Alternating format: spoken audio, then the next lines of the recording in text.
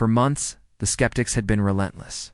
They said Charlie was making a massive mistake turning professional at 17.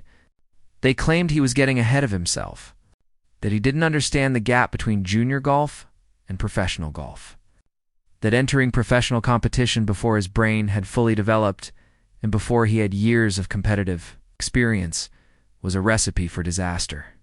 Sports psychologists warned that early failure at the professional level could crush Charlie's confidence permanently. Golf purists argued that abandoning the college pathway meant forsaking crucial developmental opportunities that couldn't be replicated elsewhere. Equipment industry analysts questioned whether the sponsor investing in Charlie's career had made a sound business decision or had been caught up in the hype surrounding Tiger Woods' son. The narrative being built by skeptics was consistent and compelling. Charlie had talent. Sure, but he wasn't ready for professional golf, and his attempt to skip the traditional developmental pathway would end badly. The experts had spoken. The consensus was that Charlie Woods was about to learn a brutal lesson about humility and the importance of patience. But then something unexpected happened. Charlie started winning. Not just competing respectably or showing promise. Actually winning. Tournament after tournament. Charlie was posting results that made every skeptic reassess their predictions, forced the golf world to completely rewrite the narrative about Charlie Woods' future. His performances were so consistent, so impressive, so utterly contradictory to the warnings about his readiness that by late in the year, a new question started emerging from industry analysts and golf professionals. Had Charlie Woods actually figured something out about professional golf that most other players take years to understand? Had his early entry into professional competition accelerated his learning curve so dramatically that he was actually ahead of where he would have been following the traditional pathway? Had the skeptics been fundamentally wrong about Charlie's readiness? Not just in a marginal way, but in ways that suggested they'd misunderstood something crucial about what determines when young players are ready for elite professional competition. The rise that followed Charlie's initial professional struggles was nothing short of shocking. And by the time the full scope of his accomplishments became clear, the golf world was forced to admit it had been completely wrong about Charlie Woods. You want to know the real story behind Charlie's shocking rise from early struggles to genuine professional success, and understand what this reveals about elite athletic development, hit that subscribe button right now and turn on notifications, because what we're about to reveal will completely change how you see Charlie Woods. The early days of Charlie's professional career had been exactly what the skeptics predicted they would be. His first few tournaments saw him missing cuts, struggling with the precision required to compete against experienced professionals, and generally looking overwhelmed by the level of competition he was facing. These results seemed to validate every warning that had been issued about his premature entry into professional golf. Commentators began using words like learning experience and developmental phase to describe his tournaments. The golf world equivalent of saying a young player was in over their head. But what those early results actually represented was Charlie going through a compressed learning cycle that might have taken other players months or years to navigate. While most junior players turning professional have the luxury of time to gradually adjust to the demands of professional golf, Charlie was learning everything simultaneously: how to manage himself over a full tournament schedule, how to handle the mental demands of competing against experienced professionals, how to adjust his game to the specific conditions and challenges of various professional courses. Behind the scenes, Charlie and his team were analyzing every tournament, extracting specific lessons from each performance, and making targeted adjustments to his approach. This wasn't random trial and error. This was systematic development accelerated by the intensity of competitive professional golf. Charlie was essentially compressed coursing what might have been a multi-year developmental process into a few months of intense learning. The turning point came at a mid-tier professional tournament in mid-November. Nothing about the event seemed particularly significant. It wasn't a major championship or a prestigious invitational. It's just a regular professional tournament on the schedule. But Charlie brought something different to this event that marked a fundamental shift in his competitive approach. He came in with confidence born from 6 weeks of professional experience, with an understanding of the specific adjustments his game needed. and with the conviction that he could compete against the field over the first round. Charlie shot a 5 under 67 in conditions that were challenging but manageable. It was a solid round that put him in contention but didn't blow anyone away. The second round was where things started to shift. Charlie shot a 6 under 66, climbing the leaderboard and beginning to separate himself from the mid-pack field. The gallery started following his group more closely, spectators recognizing that something about his performance seemed different from his previous tournaments. But it was the third round where Charlie announced his arrival at the professional level in unmistakable fashion. Playing in windy conditions that affected almost every golfer on the course, Charlie shot an absolutely brilliant 7 under 64, a round that made veterans around the course stop and take notice. His approach play was immaculate. His putting was sharp. His decision-making under pressure was sophisticated, and his composure throughout the round was remarkable. Whenever he faced adversity or missed a shot, he immediately refocused and executed the next shot with precision. Entering the final round, Charlie found himself in contention, just 2 shots behind the leader with 18 holes to play. Now this was a completely different situation from anything he'd faced in his previous professional tournaments. This wasn't just playing competently and hoping for a decent result. This was being in position to actually win a professional tournament against an experienced field. The final round was where Charlie proved that his improvement hadn't been coincidental or lucky. He came out aggressive, attacking pins that his competitors were treating conservatively, taking risks that seemed bold but were actually calculated.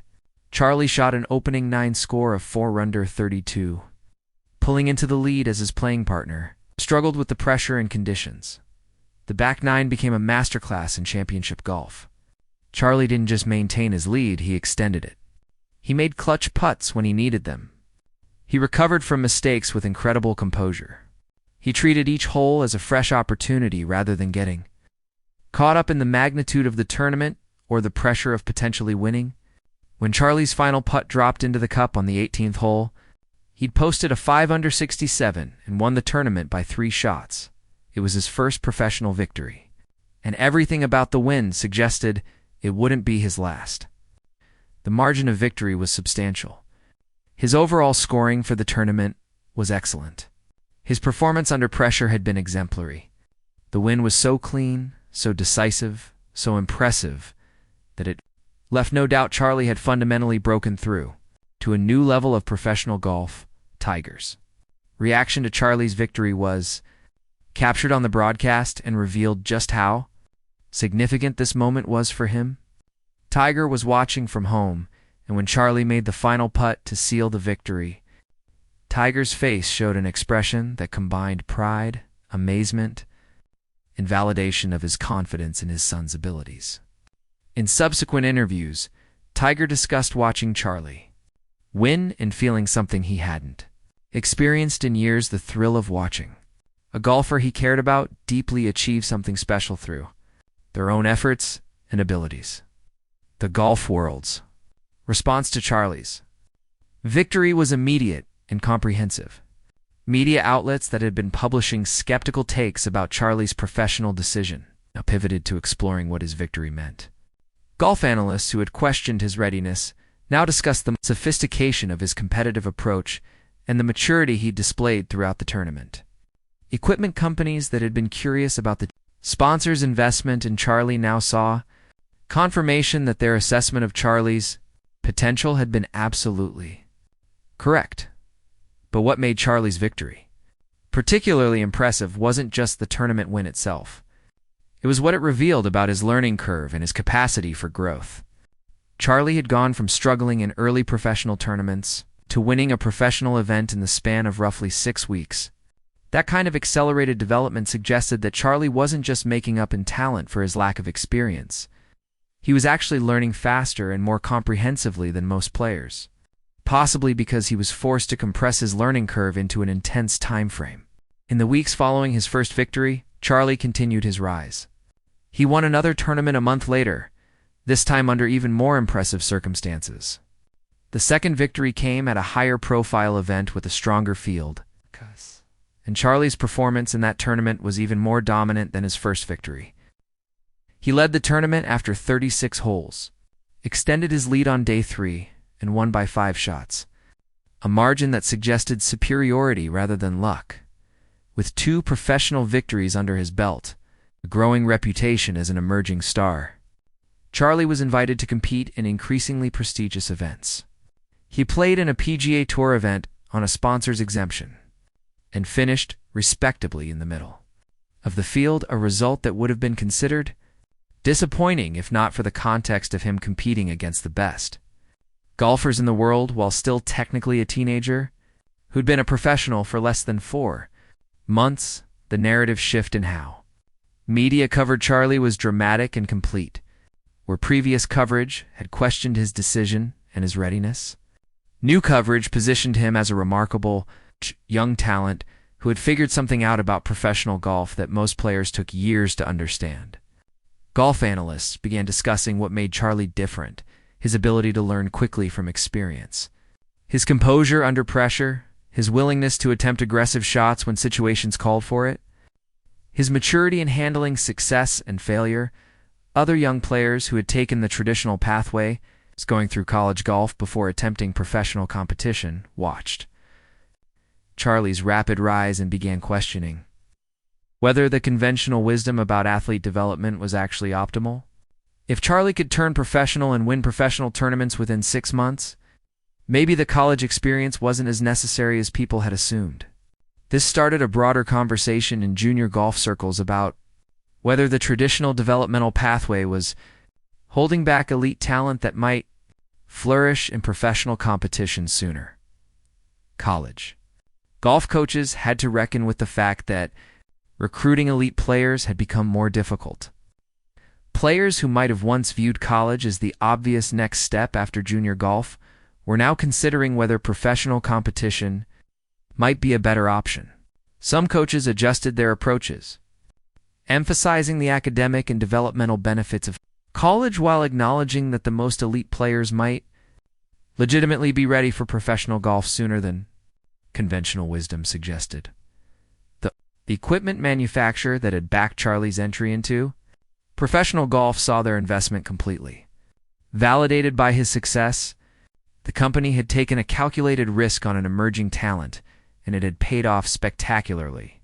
Charlie's victories and rising reputation meant the manufacturer was now associated with a rising star, exactly what they'd hoped for when they made their initial investment. By the end of his first professional year, Charlie had won 2 tournaments, finished in the top 20 in multiple events, and established himself as a genuine professional golfer rather than just a talented teenager experimenting with elite competition. His trajectory suggested he would continue improving as he gained professional experience, as his understanding of different courses and conditions deepened, and as he refined his game through the feedback that only professional competition could provide.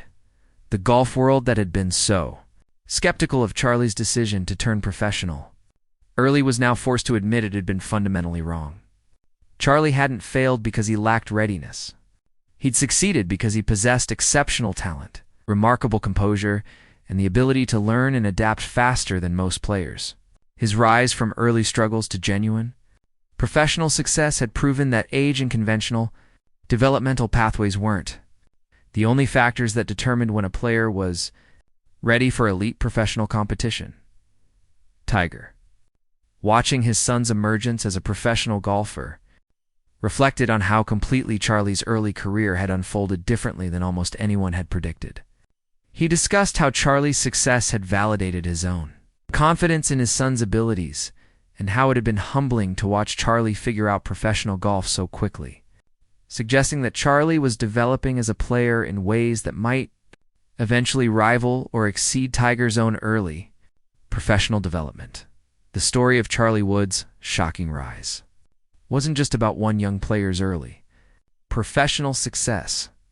It was about challenging fundamental assumptions about athletic development, about understanding that conventional pathways aren't universally optimal for elite talent, and about recognizing that sometimes the most exceptional performers are those who don't follow the expected trajectory because they understand their own Capabilities at a level that transcends conventional wisdom as Charlie continued his professional career into 2026. He carried with him the knowledge that he had proven the skeptics wrong, that he had validated his bold decision to turn professional early, and that he was developing into the kind of player that professional golf would have to reckon with for years to come. The rise had been shocking, but in retrospect, it revealed something that perhaps should have been obvious all along. Charlie Woods wasn't just Tiger's talented son. He was a genuinely special player who was creating his own legacy in professional golf.